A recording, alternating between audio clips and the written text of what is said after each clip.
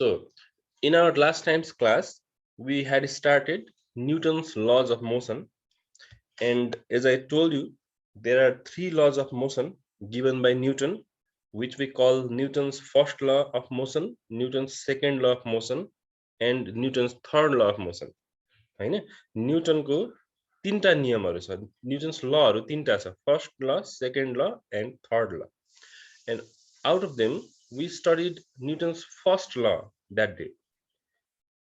But for the sake of revision, I'm going to quickly revise even the first law, and we'll study second and third law today in detail. Okay, so these laws are really important, very important for your, for the further studies and even for your examination. So you have to be very alert, very careful when we study this Newton's laws of motion.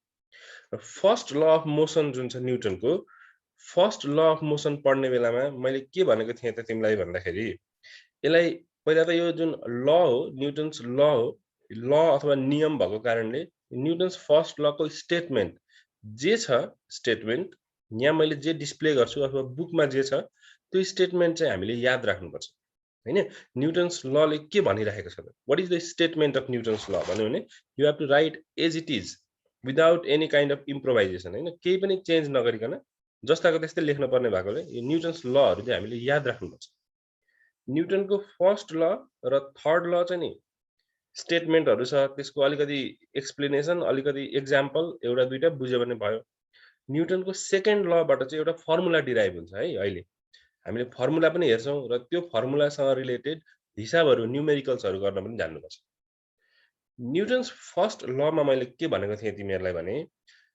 कुनै पनि object यसरी कुनै ठाउँमा rest पोजिसनमा छ भने यसरी रोकिरहेको छ भने हामी सबैले यो त प्र्याक्टिकल लाइफमा पनि देखेका छौं यो आफै चल्न सुरु गर्दैन रोकिएको अब्जेक्ट आफै चल्न सुरु गर्दैन चलाउनको लागि अथवा रेस्टबाट यसलाई मोसनमा ल्याउनको लागि we have to apply some force some external force apply गरेपछि मात्र बल्ल यो चाहिँ रेस्टबाट मोसनमा जान्छ न्युटनको फर्स्ट लमा दुईटा पार्ट छ है दुईटा पार्ट छ यसको स्टेटमेन्टमा फर्स्ट पार्टमा उसले के भन्छ त भन्दाखेरि any object which is at rest does not start moving unless you apply external force तिमीले एक्सटर्नल फोर्स बाहिरबाट कुनै पनि फोर्स अप्लाई नगरेसम्म रोकिरहेको अब्जेक्ट आफै चल्न सुरु गर्दैन है अफ कोर्स गर्दैन रोकिएको छ भने बाहिरबाट हामीले पुश गरेपछि बल्ल यो मोसनमा आउँछ र मैले एक्जाम्पलको लागि एउटा फुटबल देखाएँ यो फुटबल अहिले रेस्टमा छ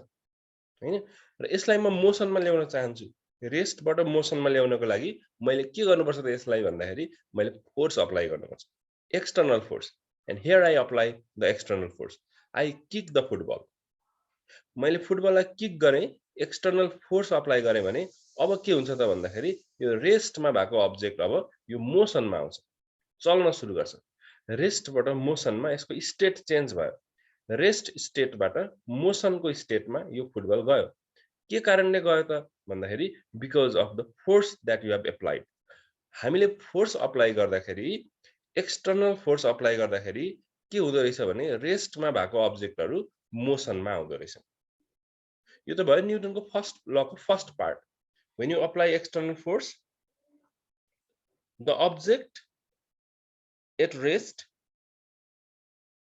starts moving okay they come to motion अब यो मोसनमा भएको अब्जेक्ट पनि न्युटनले के भन्छ त फर्स्ट लमा भन्दाखेरि मोसनमा भएको अब्जेक्ट पनि मोसनमै रहिरहन्छ it will not come to rest भनेर भन्छ मोसनमा छ भने पनि मोसनमै रहिरहन्छ रे जबसम्म तिमीले एक्सटर्नल फोर्स अप्लाई गर्दैनौ अर्थात रोकिएको अब्जेक्टलाई चल्न सुरु गराउन पर्यो भने पनि फोर्स लगाउन पर्यो अनि यो चल्न सुरु गर्छ चलिरहेको अब्जेक्टलाई पनि तिमीले रोक्न पर्यो मोसनबाट रेस्टमा ल्याउन पर्यो भने पनि फोर्स अप्लाई गर्नुपर्छ अनि मात्र यो के हुन्छ रोकिन्छ भन्छ न्युटनले तर यहाँ के कुरामा कन्फ्युजन हुन सक्छ त भन्दा हामीले त अब्जेक्टहरु चल्दै गरेको अब्जेक्टहरु आफै रोकिएको पनि देखेका छौं जस्तो यही फुटबलकै कुरा गर्ने हो भने मैले किक गरेपछि यो फुटबल त पर पुगेर आफै रोकिन्छ कसैले फोर्स नै एप्लाई गर्दैन त्यसोभए त न्युटनले भनेको कुरा कसरी मिल्यो त न्युटनले त के भनेको थियो भने चल्दै गरेको अब्जेक्टहरु त कहिले पनि रोकिदैन चलि नै रहन्छ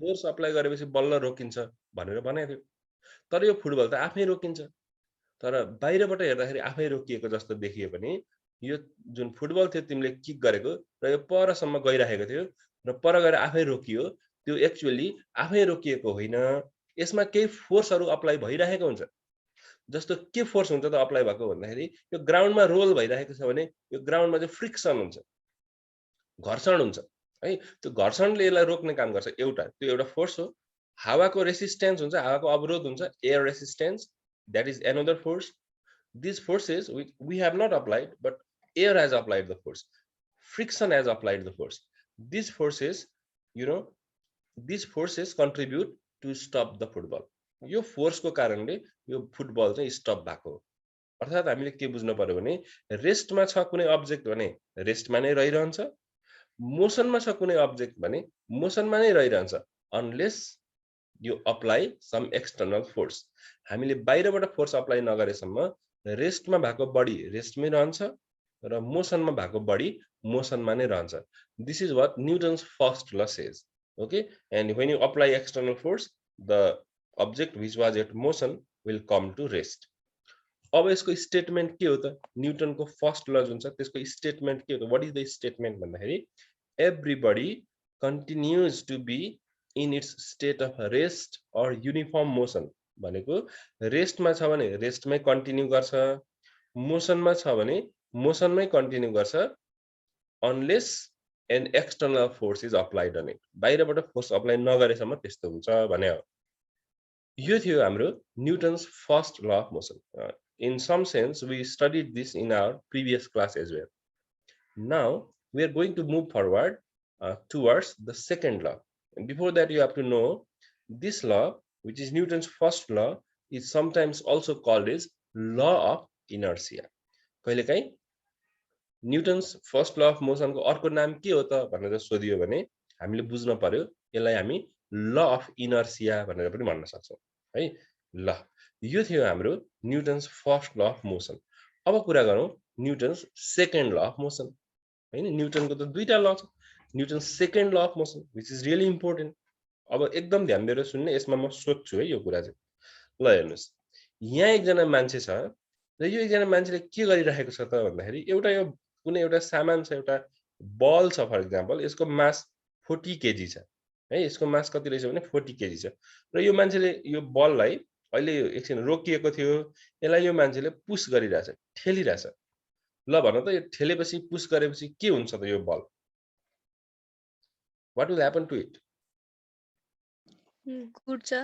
गुड्छ अथवा हामीले के भन्नु पर्यो भने it will come into motion रेस्टबाट मोसनमा आउँछ यसलाई पुश गरेपछि हैन र मोसनमा आउनु भनेको के हो भनेदेखि यो अब्जेक्टको यतापटि केही न केही स्पिड गेन गर्छ यसले सुन्ने यसलाई ध्यान दिएर सुन्ने यताबाट यता ठेल्दाखेरि के गेन गर्छ यसले स्पिड अथवा भेलोसिटी गेन गर्छ नि त अगाडि गुड्नु भनेको त स्पिड देखिन्छ केही न केही यसमा अथवा भनौं एक्सेलरेसन देखिन्छ अहिलेको लागि यो एक्सेलरेसन जुन छ एक्सेलरेसन हामीले अगाडि पढि पनि सकेका छौं एक्सेलरेसनलाई अहिले के बुझ तिमीले के भनेर बुझ भने स्पिड जस्तै भनेर सम्झ यसको स्पिड भनेर सम्झ यताबाट अब एकदम धेरै बल लगाएर एकदम धेरै फोर्स लगाएर यसलाई पुश गर्यो भने धेरै यसको स्पिड देखिएला छिटो छिटो गुडेर यता जाला थोरै फोर्स लगायो भने के होला बिस्तारै गुडेर जाला अफ कोर्स हैन त्यस्तो त हुन्छ अब यो मान्छेले कति फोर्स लगायो र यो अब्जेक्टको एक्सेलरेसन कति भयो भनेर मैले रेकर्ड गरेको थिएँ म तिमीहरुलाई देखाउँछु है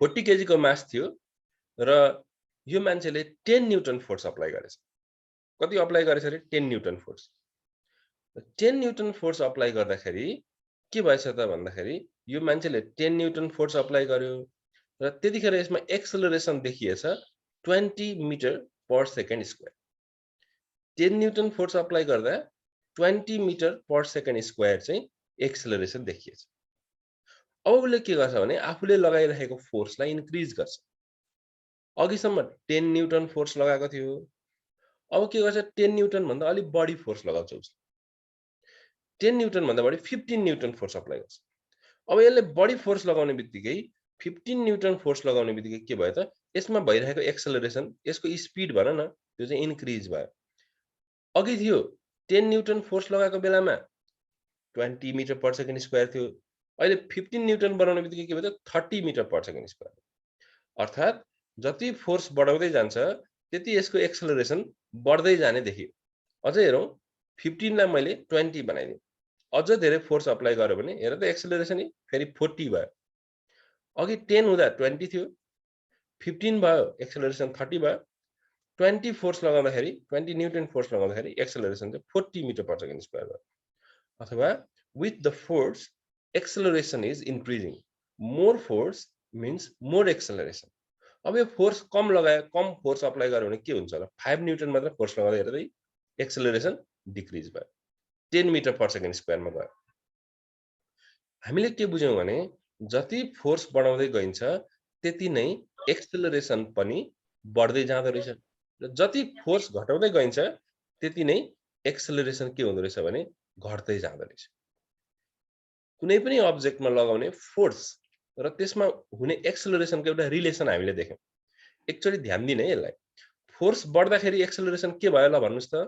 फोर्स यो मान्छेले बढी फोर्स लगायो, फोर्स बढाउँदै गयो भने एक्सेलरेसन के भयो? बढ्दै गयो। बढ्दै गयो। र फोर्स घटाउँदै गयो भने एक्सेलरेसन पनि के भयो त? घट्दै गयो। त्यस्तो त हुन्छ नै। त्यसलाई नै हामी के भन्छौं भने हामीले भन्नुपर्छ it is directly proportional. Directly proportional भनेको समानुपातिक, अथवा डाइरेक्टली प्रोपोर्सनल भनेको के हो भने एउटा बढ्दा अर्को पनि बढ्ने, एउटा घट्दा अर्को पनि घट्ने। यस्तो भयो भने यसलाई डाइरेक्टली प्रोपोर्सनल भन्नुपर्छ। हामीले यो एक्जाम्पलबाट के बुझ्यौं भनेदेखि force and acceleration, this force and acceleration are directly proportional. Force and acceleration are directly proportional. Directly प्रोपोर्सनलको मतलब फोर्स बढायो भने एक्सेलरेसन पनि बढ्ने र फोर्स घटायो भने एक्सेलरेसन पनि घट्ने हुँदो रहेछ। यो हामीले थाहा पायौं है। अब म के गर्छु भनेदेखि नि अब फोर्स चाहिँ म बढाउँदिन, तर मास बढाउँछु। मास थियो नि, यो अब्जेक्टको मास कति थियो त? 40 केजी को थियो। अब 40 केजी भन्दा ठुलो राख्यो भने के हुन्छ होला त हेरौँ है। अब मैले यो मास चाहिँ 40 केजी बाट अलि बढाउँछु यसलाई। यसले लगाउने फोर्स चाहिँ सेम नै छ, एउटै बनाउँछु। 50 न्युटन फोर्स लगायो मान्छेले, तर मास चाहिँ यो जुन बल छ यसको मास 100 केजी राख्दा यसको जुन स्पिड छ अथवा एक्सेलरेसन छ, यतातिर जाने एक्सेलरेसन, त्यो चाहिँ 60 मिटर पर सेकेन्ड स्क्वायर रहेछ। अब सोच त, यो 100 केजी लाई बढाएर मैले यो मास बढाएर 200 केजी बनाइदिएँ भने यसको स्पिड बढ्छ होला कि घट्छ होला? घट्छ नि हैन? जति ठुलो अब्जेक्ट बनाउँदै गयो त्यति त्यसको स्पिड त घट्छ होला, होइन भने यहाँ हेरौँ एकचोटि। 200 केजी बनाउने बित्तिकै यसको स्पिड 40 मा झर्यो। अझ बढाउँ र घटाउँ, अहिले 50 बनाउँ, यता फेरि स्पिड बढ्यो। हेरौँ है फेरि 100 हुँदा 60, यता 200 हुँदा 40, घट्यो नि त। जति ठुलो अब्जेक्ट भयो त्यति यसमा हुने के हुँदो रहेछ भने एक्सेलरेसन चाहिँ घट्दै जाँदो रहेछ, र मासलाई घटाइयो भने एक्सेलरेसन चाहिँ बढ्दो रहेछ। उल्टो रिलेसन हुँदो रहेछ। यो ठुलो अब्जेक्ट भयो भने कम स्पिड गेन गर्ने भयो, सानो अब्जेक्ट भयो भने छिटो जाने भयो पुश गर्दाखेरि, हैन? हामीले दुईटा रिलेसन हेर्यौं। एउटा के हेर्यौं भने फोर्स र acceleration were directly proportional, mass and acceleration are inversely proportional. Inversely proportional भनेको के हो भन्दा इन्भर्सली प्रोपोर्सनल भनेको चाहिँ उल्टो रिलेसन, एउटा बढ्दा अर्को घट्ने, त्यसलाई भनिन्छ इन्भर्सली प्रोपोर्सनल। मास बढ्दाखेरि एक्सेलरेसन घट्ने, मास घट्दा एक्सेलरेसन बढ्ने। हामीले यहाँ के लेख्यौं त? Acceleration is inversely proportional to the mass. यो दुईटा कुरालाई कम्बाइन गरेर नै Newton second law of motion बन्छ है। एक्सेलरेसन के हुँदो रहेछ भने एकदम सिम्पल छ यसलाई बुझ्नलाई। Acceleration is always directly proportional to the force and inversely proportional to the mass. यही हो सेकेन्ड ल। जुन एक्सेलरेसन छ अब्जेक्टमा भएको एक्सेलरेसन, त्यो चाहिँ फोर्ससँग डाइरेक्टली प्रोपोर्सनल र माससँग के हुन्छ? इन्भर्सली प्रोपोर्सनल हुन्छ। So Newton's second law has this statement, and I request Raju Rai to read this one for all of us.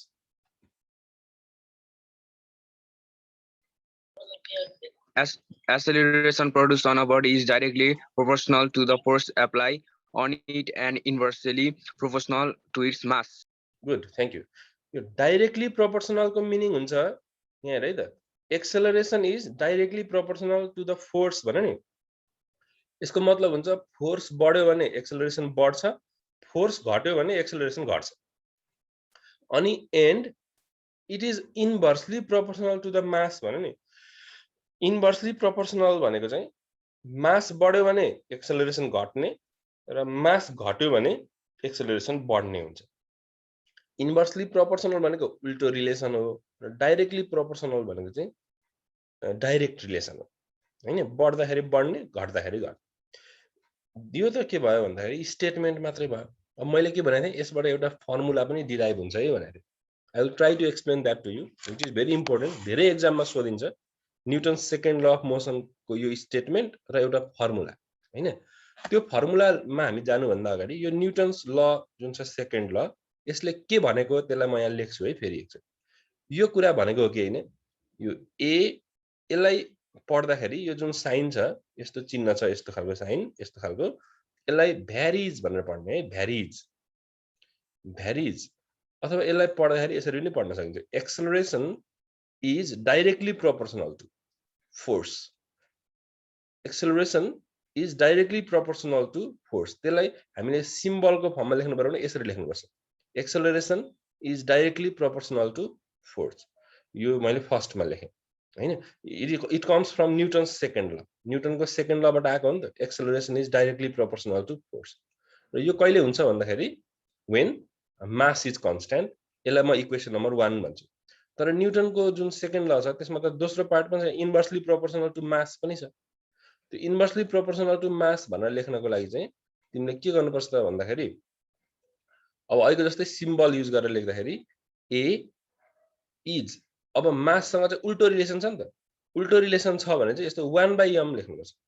यसलाई पढ्दाखेरि तिमीले के भनेर पढ्नु पर्यो भने acceleration is inversely proportional to mass. यसलाई पढ्दा चाहिँ acceleration is directly proportional to the force. 1/, छैन नि त यसमा। यसमा 1/m छ भने acceleration is inversely proportional to the mass यसरी भन्नुपर्छ। र यो कतिखेर हुन्छ यसलाई इक्वेसन 2 भनौँ।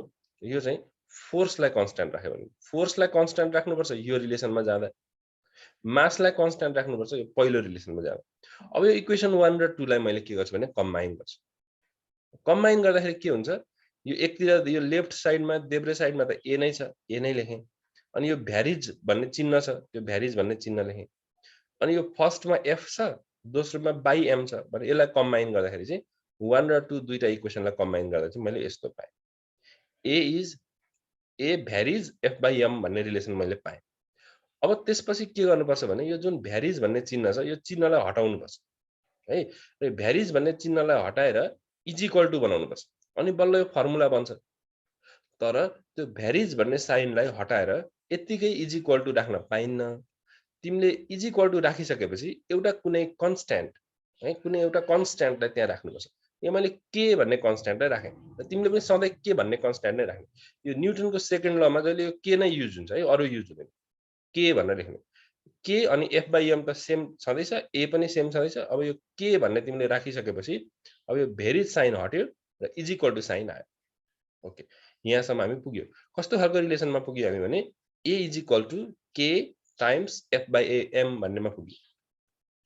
अब हेरौँ यसलाई इक्वेसन 3 भनेको छ मैले and where k is a constant भनेको छ। k is the constant है k is a constant so because of this constant varied sign changed into is equal to sign। यो जुन रिलेसन छ अब यसमा के गर्ने एउटा थप कुरा भनेदेखि तिमीले फोर्सको भ्यालु 1 न्युटन राख मासको भ्यालु 1 केजी राख र एक्सेलरेसनको भ्यालु 1 राख्यो तीनटै भ्यालु 1 राख्यो भने के को भ्यालु पनि 1 हुन्छ है। अफ कोर्स क्याल्कुलेसन गरेर हेर्दा सबै भ्यालु 1 भयो भनेदेखि के को भ्यालु पनि 1 हुन्छ। त्यसकारण तिमीले के लेख्ने भनेदेखि when force is equal to 1 newton यो force mass is equal to 1 kg then F र एम 1 भयो भने एक्सेलरेसन पनि 1 हुन्छ। यी तीनटै 1 भयो भने त्यतिखेर के हुन्छ भने के पनि 1 हुन्छ। यो तीनटा 1 भएपछि के को भ्यालु पनि 1 हुन्छ र यो रिलेसनमा तिमीले के को भ्यालु 1 भनेर राखिदियो भने यहाँ 1 भनेर राखिदियो भने अब ए इज इक्वल टु के भयो f/m भयो। ए इज इक्वल टु f/m के को भ्यालु 1 राखेको। अब यसलाई क्रस मल्टिप्लाई गर्यो भने तिमीले क्रस गुणन गर्यो भने you will get f is equal to ma। यसको तल केही छैन भने 1 छ र यसलाई क्रस गुणन गर्ने हो भने you will get f is equal to ma। र यो नै हामीलाई चाहिने एकदमै इम्पोर्टेन्ट रिलेसन हो। Force is equal to mass into acceleration okay यो हामीले न्यूमेरिकल गर्ने बेलामा हिसाब गर्ने बेलामा धेरै प्रयोग गरिन्छ you have to remember this relation F = ma मैले कसरी डिराइभ गरे त न्युटन सेकेन्ड लबाट यो F = ma सम्म म कसरी पुगे तिमीले यो एकचोटी फेरि पछि यो भिडियो हेरेपछि अझ क्लियर हुन्छ यसलाई कपीमा पनि लेख्नुपर्छ तिमीले पछि अनि यो याद पनि राख्नुपर्छ है त यो थियो न्युटन सेकेन्ड ल अफ मोसनबाट हामीले कसरी F = ma प्रुभ गर्न सक्छौं भन्ने न्युटन सेकेन्ड लमा के देखियो भनेदेखि फोर्स र माससँग एक्सेलरेसनको कस्तो रिलेसन छ त त्यो हेरियो फोर्ससँग डाइरेक्टली प्रोपोर्सनल माससँग inversely proportional okay now we reach the third one last one Newton's third law of motion यो चाहिँ एकदमै सिम्पल छ है यो सिम्पल छ हामीले धेरै देखिरहेको छौं फिल पनि गरेका छौं तर यसलाई हामीले कतिको सोचेको छौं त्यो चाहिँ थाहा भएन एउटा एक्जाम्पल हेरौँ है त यहाँ एउटा बेलुन छ यो बेलुनमा हावा भरेको छ है हावा भरेको छ र यसको यो ओपनिङमा माउथमा यसको मुखमा चाहिँ बाँधेको थियो डोरीले हावा भरेर र मैले डोरी खोल्दिएँ डोरी खोल्न साथ के हुन्छ त भन्दा नि यसमा भएको हावा चाहिँ तलतिर निस्किने भयो हावा यो मुखबाट तल हामीले देखेछौं बेलुन चाहिँ माथितिर मुभ गर्छ हावा निस्किन्छ तल बेलुन जान्छ माथितिर यो चाहिँ हामीले देखेका छौं हेरौँ है अब किन यस्तो हुन्छ होला भनेर हामीले बुझ्ने हो यहाँ अर्को हेरौँ अर्को पनि एउटा एक्जाम्पल हेरौँ अनि त्यसपछि अझ बुझिन्छ अर्को एउटा एक्जाम्पल यहाँ के छ भने यो बोट रोइङ गरिरहेछ एउटा मान्छेले यो बोटलाई डुङ्गा चलाइरहेको छ डुङ्गा चलाउँदाखेरि के हुन्छ भने उसले यो पानीलाई चाहिँ यता पछाडीतिर पुश गर्छ तिमीले देखेको होला यो जुन उसको यो छ डुङ्गा चलाउने यो यसले चाहिँ पानीलाई उसले यता पछाडीतिर पुश गर्छ तर बोट चाहिँ कतातिर जान्छ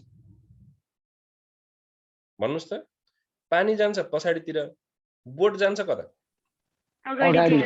अपोजिट यहाँ पनि हेर हावा गयो तल बेलुन जान्छ माथि पानीलाई उसले पुश गर्छ यता पछाडीतिर तर बोट जान्छ अगाडितिर अझ एउटा एक्जाम्पल हेरौँ यो चाहिँ तिमीहरूले पक्कै पनि प्र्याक्टिस त गरेकै छैन होला तै पनि यो सुनिराख यो एक्जाम्पलमा के छ भने एउटा मान्छेले गन चलायो गनबाट बुलेट फायर गर्यो र यो बुलेट चाहिँ अगाडि जान्छ बुलेट फायर गर्दा at the same time when you fire the gun this gun will be pushed backward है तिमीले गनलाई फायर गर्यो भने गोली चाहिँ अगाडि जान्छ तर यो बन्दुक पछाडीतिर धकेलिन्छ र बल लगाएर त्यसलाई समाउनु पर्छ कुरो बुझ्यो बुझ्नु गोली अगाडि जान्छ बन्दुक पछाडीतिर पुस हुन्छ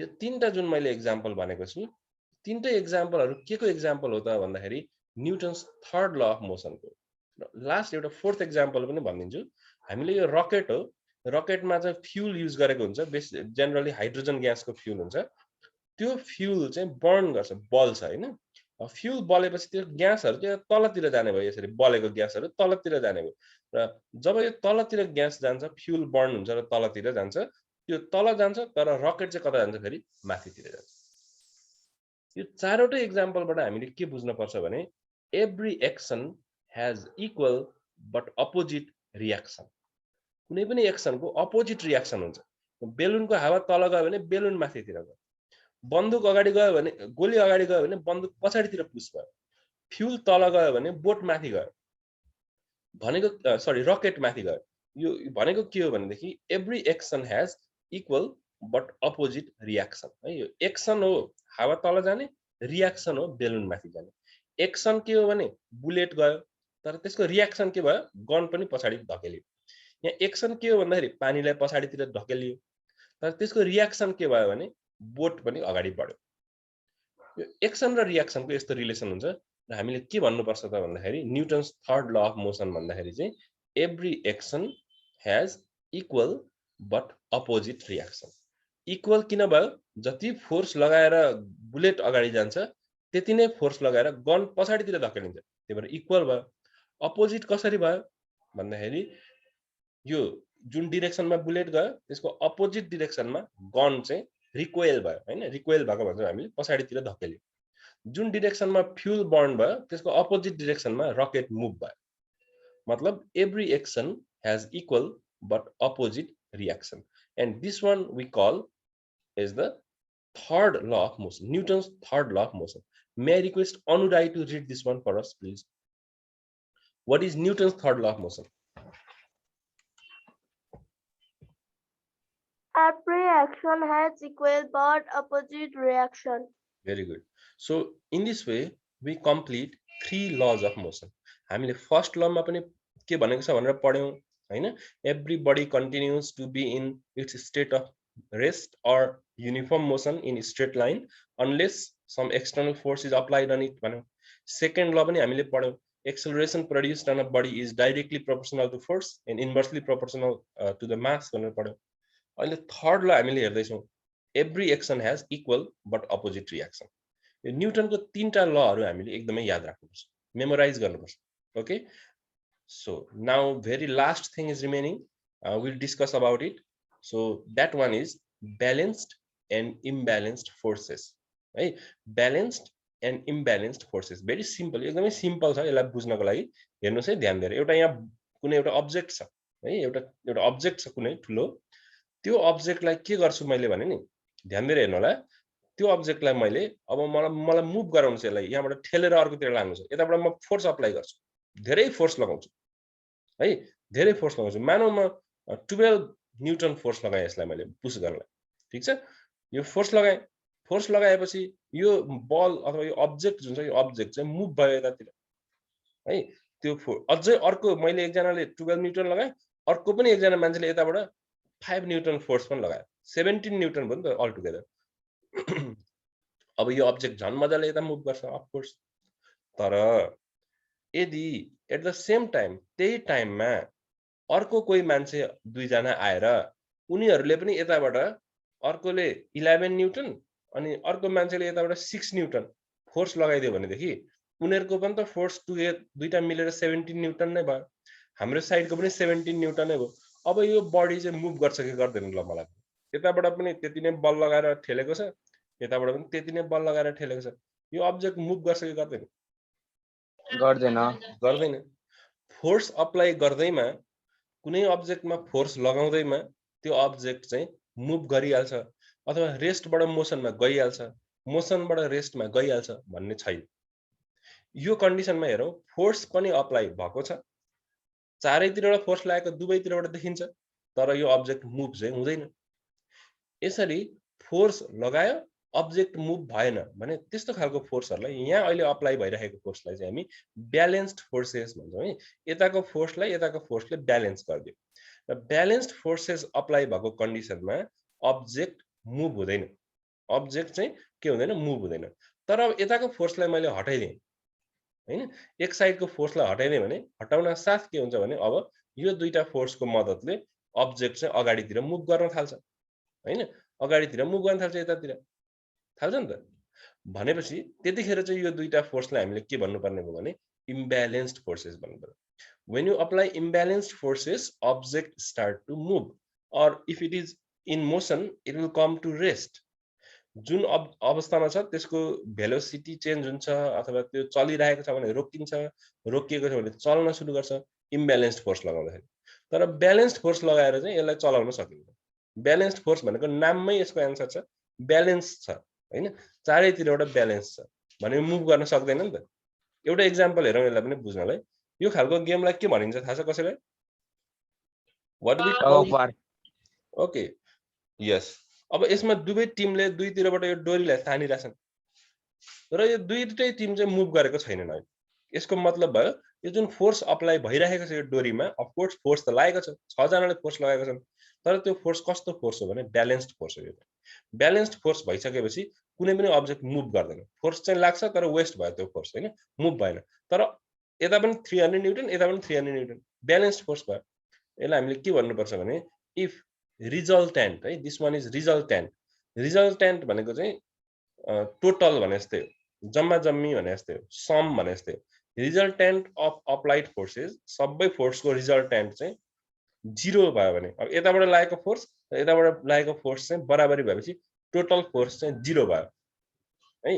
यताबाट 300, यताबाट 300, it's like 0. And such forces are called balanced forces. If the resultant of the applied forces on an object is 0, then such forces are called balanced forces. And अब अलि धेरै एउटा टिमले फोर्स लगायो, यताकोले चाहिँ 400 न्यूटन लगाइदियो, यताकोले 300 न्यूटन मात्र लगाइरहेछ भने हेर त यिनीहरु मुभ भयो नि त. तीन जनालाई त यतातिर अब यिनीहरु तानिन्छन्, मोसन देखियो, यो फोर्सको केही इफेक्ट देखियो र रिजल्टेन्ट फोर्स चाहिँ 0 भएन. If the resultant of the applied forces of an object does not become 0, then such forces are called imbalanced forces. So in this way, we studied about balanced and imbalanced forces. And not only that, with this, we have also concluded our lesson, second lesson. है यसमा हामीले एकदम important कुराहरु पढ्यौं यो लेसनमा. अब यसको exercise really important छ. हामीले अर्को दिनको क्लासमा एक्सरसाइज पनि हेर्छौं हामीले है. र यसमा भएको कुराहरुलाई हामीले एकदम सिरियसली याद गर्नुपर्ने पनि हुन्छ है.